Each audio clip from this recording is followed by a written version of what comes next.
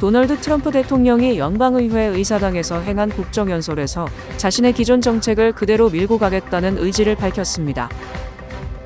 뉴욕주 감사원이 메디케이드 제도를 악용하는 성인 데이케어에 대해 더 강력한 감독이 필요하다고 지적했습니다. 맨해튼에서 열린 눈싸움 도중 경찰관들이 일부 시민들로부터 눈뭉치 공격을 받는 사건이 발생한 가운데 뉴욕시경은 이를 경찰관 폭행 혐의로 규정하고 용의자 4명을 특정해 공개 수배 중입니다. 연방사회보장국이 직접 해외 출입국 기록을 확인할 수 있게 되면서 파장이 일고 있습니다. 모두가 누릴 수 있는 권리, 바로 아름다움입니다.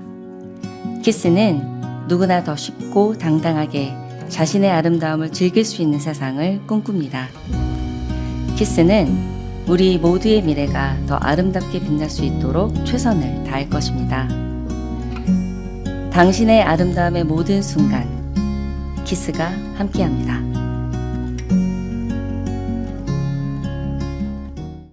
도널드 트럼프 대통령이 연방의회 의사당에서 행한 국정연설에서 자신의 기존 정책을 그대로 밀고 가겠다는 의지를 밝혔습니다.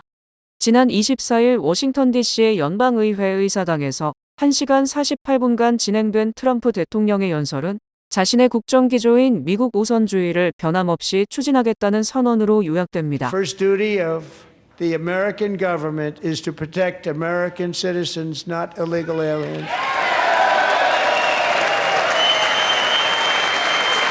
집권 2기 행정부 출범 이후 지난 1년여간의 각종 대내외 성과를 열거한 뒤 관세와 이민 정책뿐 아니라 힘을 통한 평화를 원칙으로 한 외교 안보 기조 등을 변함없이 유지하겠다고 밝힌 것입니다. 이는 대체로 집권 2기 행정부 출범 이후 큰 논란이 되면서 지지율 하락 등 여론 악화의 원인이 된 정책들이지만 변화를 주거나 수정을 가하겠다는 언급은 전혀 없었습니다. 자신의 정치적 명운을 가를 11월 중간선거에서도 이를 토대로 한 성과를 통해 유권자들로부터 평가받겠다는 정면 돌파 의지를 드러낸 것으로 풀이됩니다.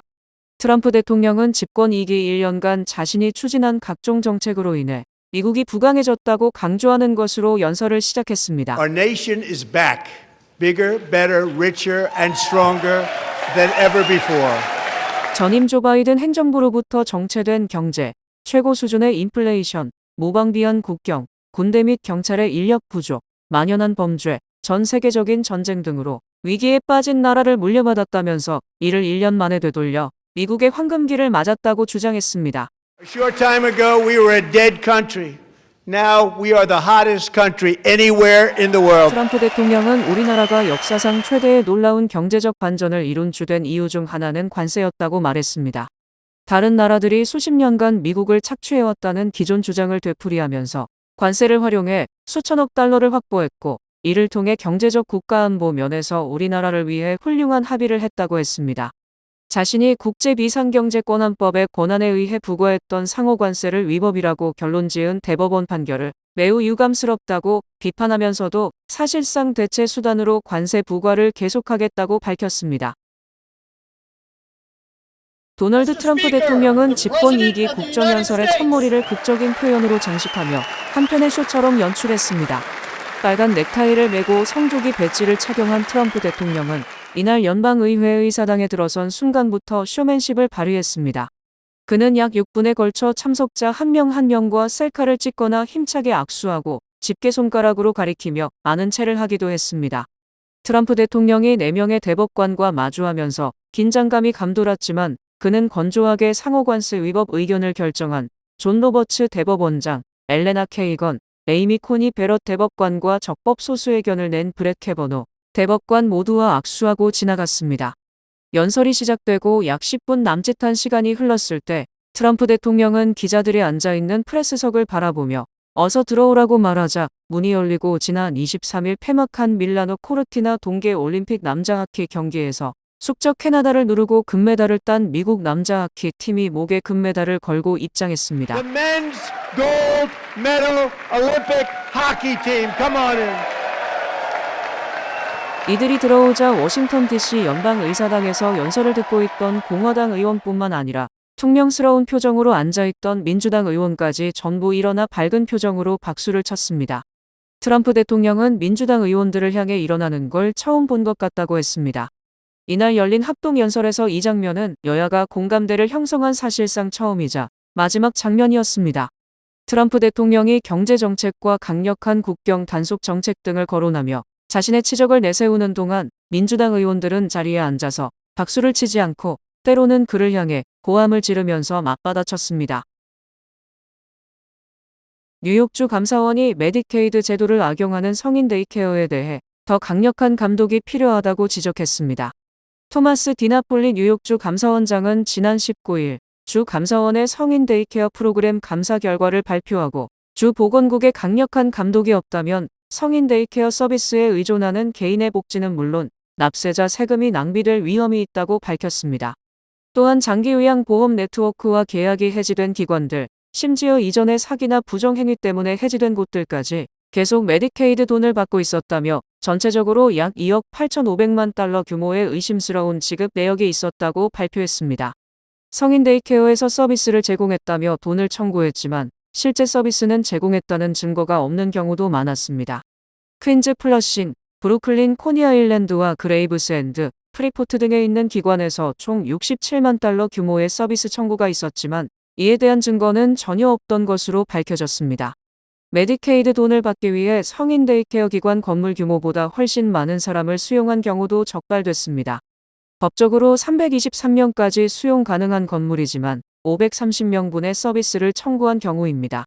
브루클린의 한 성인 데이케어 센터는 2018년에 문을 열었지만 2022년까지 건물 용도 변경 허가도 받지 않았다가 적발됐으며 성인 데이케어 센터 이용자들의 신체, 인지 기능 평가를 하지 않은 센터도 다수였습니다. 디나폴리 뉴욕주 감사원장은 주정부는 부정 청구된 것으로 추정되는 2억 8,500만 달러를 재검토하고 회수하는 등의 조치를 취해야 하며 성인 데이케어 센터에 대한 모니터링을 강화하고 현장 방문 시 확인하는 문서 범위도 확대해야 한다고 강조했습니다. 맨해튼에서 열린 눈싸움 도중 경찰관들이 일부 시민들로부터 눈뭉치 공격을 받는 사건이 발생한 가운데 뉴욕시경은 이를 경찰관 폭행 혐의로 규정하고 용의자 4명을 특정해 공개 수배 중입니다. 23일 맨해튼 워싱턴 스퀘어 파크에서 열린 대규모 눈싸움에서 일부 시민들이 현장에 출동한 경찰관들의 얼굴과 머리를 겨냥해 고의로 눈뭉치를 던졌으며 이 과정에서 뉴욕시 경관 2명이 얼굴에 열상을 입고 인근 병원으로 이송돼 치료를 받았습니다. 이에 제시카 티시 뉴욕시 경찰국장은 경찰을 공격하는 행위는 수치스럽고 범죄적인 일이라며 가해자들에 대한 엄정 수사를 지시했습니다. NYPD는 당초 18세에서 20세 사이에 남성 2명을 경찰관 폭행 혐의로 수배했으나 이후 2명의 용의자를 추가로 특정해 공개 수배 중이며 현장 영상을 토대로 추가 가담자를 추적하고 있습니다. 한편 조란 맘다니 뉴욕시장은 이번 사건을 아이들 사이에 친근한 눈싸움으로 치부하는 듯한 태도를 보여 거센 비판을 받았습니다. 24일 열린 기자회견에서 맘다니 시장은 비디오로 본 바로는 그저 눈싸움처럼 보였다며 가해자들에게 경찰관 폭행 혐의를 적용하는 것에 반대한다는 입장을 밝혔습니다. 또한 자신의 SNS에 누군가 눈뭉치를 맞아야 한다면 그건 나라는 농담조에 글을 올려 논란을 키웠습니다. 이에 대해 경찰자선협회는 이번 사건은 단순한 눈뭉치가 아니라 얼음 덩어리와 돌을 던진 명백한 폭행이며 명백한 리더십의 실패라며 맘다니 시장을 비판했습니다. 퀸즈 플러싱 지역의 대형 유통 매장을 겨냥한 연쇄절도 사건이 발생해 경찰이 용의자 추적에 나섰습니다. 뉴욕시경에 따르면 용의자들은 지난 1일 오후 6시 50분경 칼리지 포인트에 위치한 타겟 매장에 침입해 약 $1,000 상당의 운동화 16켤레를 훔쳐 달아났습니다. 또한 지난 5일 오후 7시경에는 루즈벨트 애비뉴 소재 메이시스 백화점에서 $2,700 상당의 향수 11병을 훔쳤으며 일주일 뒤인 12일 오후 5시 15분경 동일한 메이시스 매장에서 $1,600 상당의 향수 11병을 추가로 절도해 달아난 혐의를 받고 있습니다. 뉴욕시경은 이번 연쇄절도로 인한 총 피해액이 $5,300를 넘어선 것으로 보고 있으며 용의자들의 모습이 담긴 사진을 공개해 본격적인 수사에 착수했습니다. 해당 사건과 관련해 용의자의 신원을 알고 있거나 목격한 시민은 NYPD 범죄신고 핫라인으로 즉시 제보해 줄 것을 당부했습니다. 연방사회보장국이 직접 해외 출입국 기록을 확인할 수 있게 되면서 파장이 일고 있습니다. 사회보장국이 수급자에 대한 감시 논란은 물론 30일 이상 해외 체류 시 생활보조금이 중단되는 기존 규정이 앞으로는 잦은 신고 형태가 아니어도 출입국 기록을 통해 확인될 수 있어 한인들의 주의가 요구되고 있습니다. SSA는 올해 1월 해외여행 증거 및 해외여행 데이터 애플리케이션을 개정했습니다. 이에 따라 수급자의 해외 체류 여부를 확인할 때 국토안보부가 보유한 출입국 기록을 활용할 수 있게 됐습니다. 그동안은 SSI 수급자의 경우 30일 이상 해외 체류 시 잦은 신고나 의심 사례에 한해 조사가 진행됐지만 앞으로는 SSA가 출입국 데이터를 통해 직접 확인할 수 있게 된 셈입니다. SSA는 부적절한 지급을 줄이기 위한 준법 강화 조치라고 설명했습니다. SSA에 따르면 사회보장 혜택 수급자는 약 7,500만 명이며 이 가운데 약 500만 명이 SSI 수급자입니다. 은퇴연금, 장애, 저소득층 생계보조 등의 수급자가 모두 포함됩니다. 한인사회에서는 그동안 SSI 수급자가 해외에서 30일 이상 체류할 시 지급이 중단되는 규정을 두고 자진 신고를 하지 않는 이상 모른다는 인식이 적지 않았습니다. 그러나 출입국 기록이 SSA 측과 연계되면서 장기 해외 체류 사실이 확인될 경우 곧바로 지원금 중단 조치가 내려질 수 있게 됐습니다. 암, 심장질환, 뇌혈관 질환 등이 여전히 한인들의 주요 사망 원인으로 나타난 가운데 이들 질환으로 인한 한인 사망은 전보다 증가한 것으로 나타났습니다. 연방질병통제예방센터의 2024년 사망 통계 자료에 따르면 미국 내 한인 최다 사망 원인은 암으로 집계됐습니다. 부동의 1위인 암 사망자는 2059명으로 2023년 1999명보다 60명 증가했습니다. 해당 통계는 기저사인을 기준으로 집계된 수치입니다. 2위는 심장질환은 1395명으로 전년도 1344명에서 51명, 3위 뇌혈관 질환은 579명으로 전년도 509명에서 70명 증가했습니다. 4위 알츠하이머병은 446명으로 전년도 373명보다 73명 늘었습니다. 5위인 각종 사고사의 경우 390명으로 전년도 392명과 큰 차이가 없었으며 6위 당뇨병 역시 334명으로 전년도 341명 대비 7명 감소하며 비슷한 수치를 보였습니다. 그러나 7위 자살은 214명으로 전년도 174명보다 40명, 8위 독감 폐렴은 199명으로 전년도 172명보다 27명 많아졌습니다. 또 9위의 고혈압성 질환은 176명으로 전년도 169명에서 7명, 10위 파킨슨병은 149명으로 2023년 144명보다 5명 증가했습니다. 2024년 한인 상위 10대 사망 원인 가운데 전년도보다 증가한 항목은 암, 심장질환, 뇌혈관 질환, 알츠하이머병, 자살, 독감, 폐렴, 고혈압성 질환, 파킨슨병 등 8가지였으며 사고사와 당뇨병만 소폭 감소했습니다. 다만 이는 상위 10대 원인들의 추세를 의미하며 전체 한인 사망자 수의 증감 추세와는 다를 수 있어 주의가 필요합니다. 한편 모든 인종을 합한 전체 집계에서는 심장질환이 사망 원인 1위, 암이 2위를 차지했습니다. 사망 원인 추세에 대한 별도의 분석은 이뤄지지 않은 가운데 인구 고령화를 포함한 다양한 요인이 복합적으로 영향을 미칠 수 있어 해석에 주의가 필요합니다. 올스테이트 보험사가 뉴욕주에서 자동차 보험료를 부풀리는 조직적인 사기 행태를 저지른 기업과 개인들을 상대로 연방법원에 소송을 제기했습니다. 올스테이트 보험사는 소장에서 10개의 내구 의료 장비 회사와 9명의 개인이 뉴욕주 정부 의무과실 보험 제도를 악용하기 위해 의료 공장을 조직적으로 운영하는 사기 범죄를 저질렀다고 밝혔습니다. 소장에 명시된 피고의 불법적인 사기 행각은 조직적인 리베이트 네트워크 운영, 조직적인 가격 폭리 취득, 짝퉁 장비 사용, 손실 부당 청구 등입니다.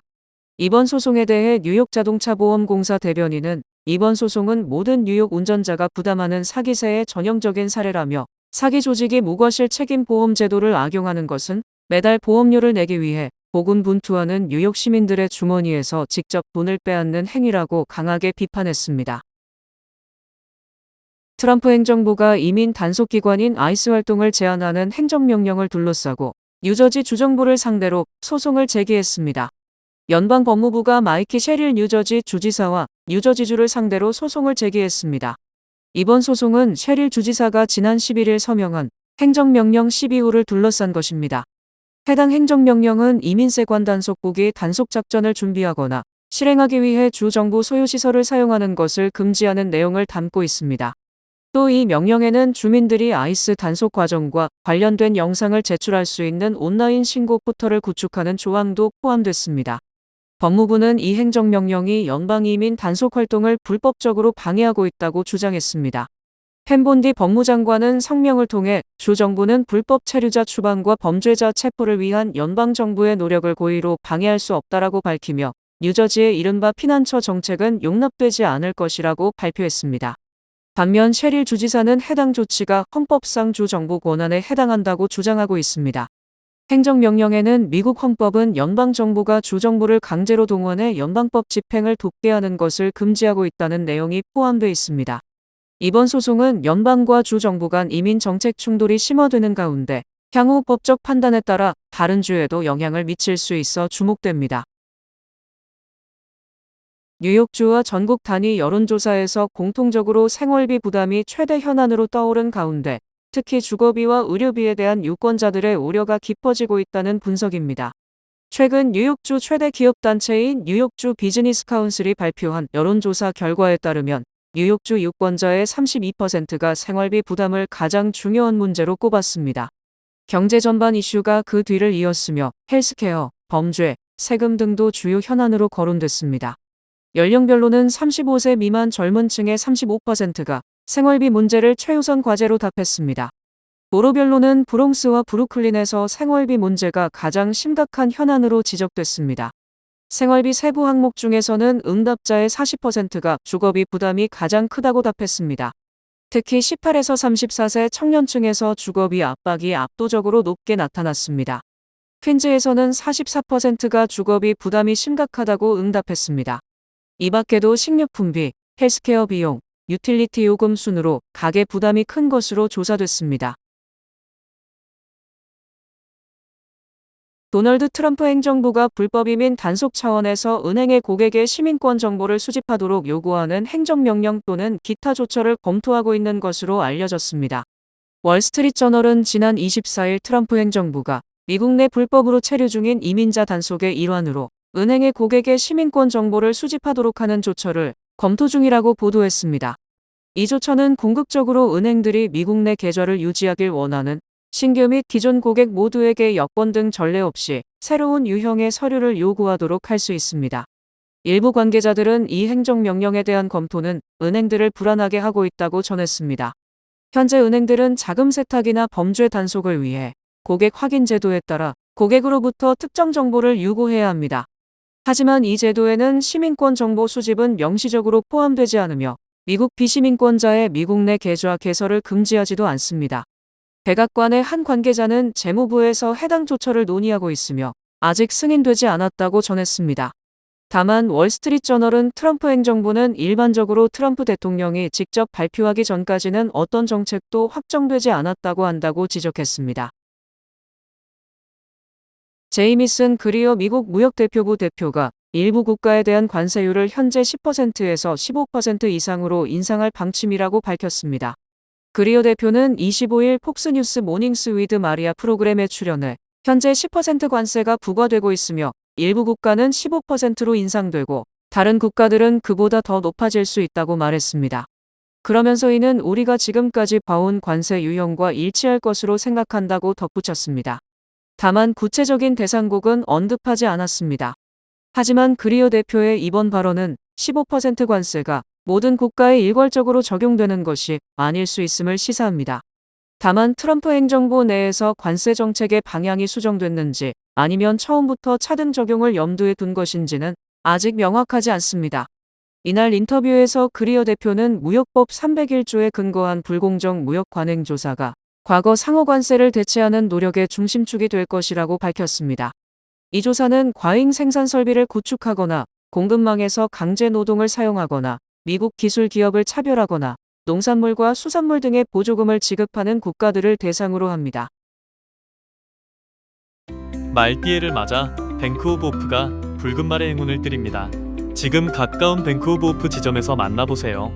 이 프로그램은 대형은행의 든든함과 로컬뱅크의 세심함으로 함께하는 뱅크 오브 오프 제공입니다. 주요 단신 전해드립니다. 뉴욕주 정부가 주민들의 유틸리티 부담을 줄이기 위해 에너지 지원 프로그램의 대상을 확대하고 자격 요건을 완화했음에도 신청이 저조한 것으로 나타났습니다. 프랑스 정부가 향후 3년간 시험적으로 400여 명의 철도 경찰과 치안 요원들에게 전기 충격기 사용을 허가한 뒤 효과가 입증되면 전체 요원에게 확대 지급한다는 계획을 발표했습니다. 림프종을 앓고 있는 6살의 한인 소년 오은우 군이 메이크어위시 재단의 도움으로 LAFC와 인터 마이애미의 메이저리그 서커 개막전에 초청돼 손흥민 선수의 에스코트 퀴즈로 나서게 됐습니다. 트럼프 일가가 이끄는 더 트럼프 오거니제이션이 도널드 J. 트럼프 국제공항 등의 세계 명칭에 대해 상표 등록을 추론하고 셔틀버스, 우산, 여행가방, 비행복 등을 추론 범위에 포함시켰습니다. 전직 한인 경찰관의 미성년자 음란물 유포 혐의가 유죄로 인정돼 3년간 복역 후 보호관찰을 받게 되며 성범죄자로 등록될 예정입니다. 현대자동차는 2015년부터 이어진 LA 카운티 미술관과의 동행을 2037년까지 연장하며 협력을 이어가겠다고 밝혔습니다. 연방상무부가 발표한 작년 12월 개인소비지출 가격지수가 전년 동월 대비 2.9% 상승해 연준이 중요시하는 인플레이션 지표가 여전히 높은 것으로 나타났습니다. JYP 소속 보이그룹 스트레이키즈가 국제음반협회에서 발표한 2025 글로벌 아티스트 차트에서 테일러 스위프트에 이어 2위를 기록했습니다. 날씨 전해드립니다. 목요일인 내일은 흐리고 저녁에 눈이 내리겠습니다. 낮 최고 기온은 40도, 최저 기온은 28도입니다. 해 뜨는 시간은 6시 35분, 해 지는 시간은 5시 43분입니다.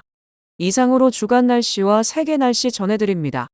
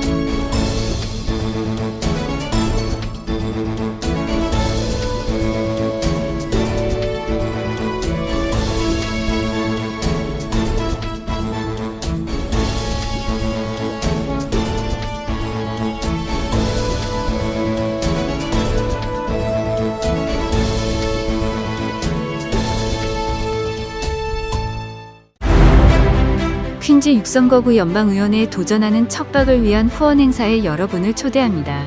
척박 한인후원회가 3월 6일 금요일 오후 6시 뉴욕 하크네시아 장로교회에서 척박 후보를 위한 후원 행사를 개최합니다. 첫 뉴욕 한인 연방하원 배출의 염원을 이루도록 적극적인 후원을 부탁합니다.